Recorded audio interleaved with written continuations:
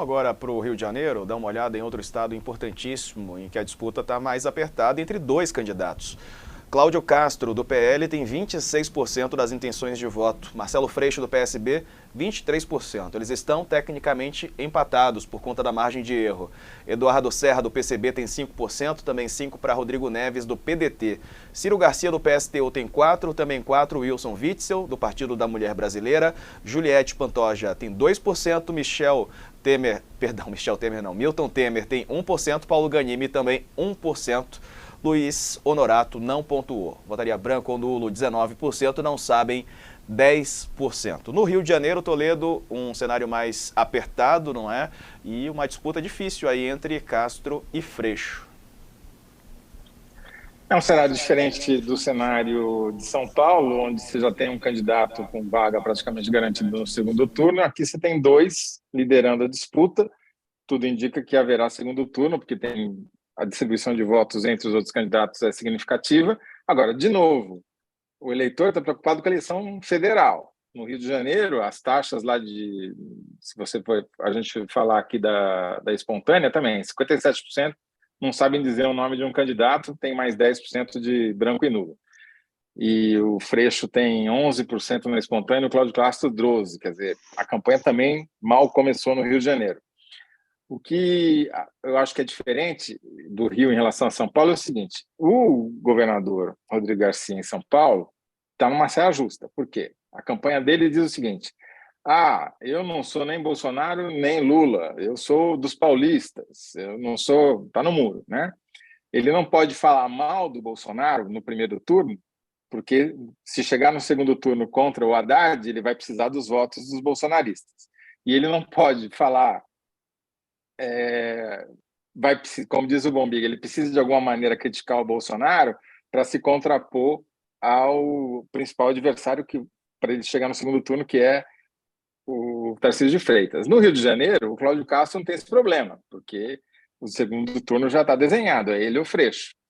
E está gerando movimentos muito curiosos, né? De um lado, você tem o Cláudio Castro usando a máquina descaradamente, essa série de reportagens do UOL mostrando como ele empregou um monte de gente em empregos secretos, que não são nem publicados no Diário Oficial, a contratação, mais de quase 20 mil pessoas, se é que não é mais, gastando milhões de reais em cabos eleitorais, né? E, do outro lado, o Freixo fazendo adaptações de discurso para aquilo que ele acha que pode agradar um eleitorado mais de centro, por exemplo, dizendo, que mudou de opinião em relação às drogas, que é agora contra a legalização das drogas. E se não foi uma foto, se não foi um meme que eu vi, porque é tão chocante que parecia um meme, me pareceu que ele posou para uma foto numa igreja, ajoelhado, rezando, que também me causou estranheza. Então, eu não sei se essas mudanças de discurso para tentar fazer uma conversão ao centro vão funcionar, pode ter o efeito contrário, né? Ô Carla, nesse desafio de conquistar mais eleitores, Marcelo Freixo tem mudado um pouco o discurso dele e a pesquisa mostra. Ainda vamos colocar agora a pesquisa espontânea na tela, porque como disse o Toledo, não ainda os cariocas também, o fluminense, morador do Rio de Janeiro, ainda também não sabem quem votar. 57% na espontânea, Castro tem 12% e Freixo 11%, também estão tecnicamente empatados. Tem a de segundo turno já aí também, um eventual segundo turno entre os dois, ali ó, cenário de empate entre os dois também se reproduz na simulação de segundo turno, feito pela primeira vez pelo Datafolha. Freixo aparece com 39%, Castro tem 38% num eventual segundo turno entre os dois. Bom, difícil, né? Vai ser uma campanha disputada no Rio de Janeiro, pelo menos parece por enquanto. Sim, disputada tanto na intenção de votos quanto na rejeição, né? Eu estou vendo aqui, eles têm praticamente, eles têm um nível técnico empatado de rejeição. O Freixo tem 26% e o Castro tem 21%. Ou seja, tem percentuais similares de intenção de voto e de rejeição. Vai ser uma disputa bastante equilibrada aí no Rio de Janeiro.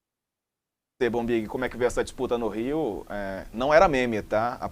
Tá na conta oficial, Toledo, do Marcelo Freixo, ele ajoelhado lá na igreja, né? Tem mudado um pouco de postura. Ajoelhou, tem que rezar, né? Isso pode mais ajudá-lo ou atrapalhar, hein, Bombig? Qual que é a tua avaliação? Eu acho que eu acho que pode atrapalhar no eleitor de esquerda ficar um pouco chateado, mas no final das contas vai acabar votando nele. Eu não sou marqueteiro, obviamente, nem consultor político de candidato, né? Mas eu entendo que ele tem que fazer esse movimento para o centro, porque qual a outra opção viável de esquerda para se contrapor ao candidato do Bolsonaro no Rio de Janeiro, né? Então, por mais que o sujeito, o eleitor de esquerda não tenha gostado dele ter mudado de posição, que não goste dele ajoelhado ali, vai acabar votando nele, né? Me chamou a atenção ali, eu queria até ouvir o Toledo, vou usar o meu tempo para fazer uma pergunta para o Toledo, que os que estão embaixo ali não estão, diferentemente de São Paulo, né? Em São Paulo todo mundo vai com 2-1, 2-1. Se eu não vi errado, a hora que a gente botou o cenário do Rio, dali 5, 4, 4, 4, essa somatória aí, Toledo, poderia definir, se acha que isso em algum momento esses candidatos pela tendência natural desidratam e todo mundo vai lá para os dois líderes, ou não? Ou a tendência é que eles mantenham esses números, olha lá, ó, 5, 5, 4 e 4. A soma deles, bom, Big, dá 22%, ou seja, eles estariam somados, eles estão tecnicamente empatados com os dois líderes, né? Isso me diz que você tem muito eleitor fluminense procurando candidato ou chutando o nome de candidato. E vamos lembrar, a gente já falou isso na segunda-feira, eu vou repetir assim, porque não tenho tantas ideias originais diferentes por semana. Na eleição de 2018, o Wilson Witzel se elegeu no dia da eleição. As pesquisas de véspera não conseguiram pegar a ascensão do Witzel, porque o eleitor não tinha escolhido o Witzel ainda. Foi uma rede de WhatsApps ali dizendo: o candidato Bolsonaro, esse cara com nome esquisito aqui. Então, eleição no Rio é que nem cabeça de juiz e bunda de criança. Não dá para saber o que vai sair dali.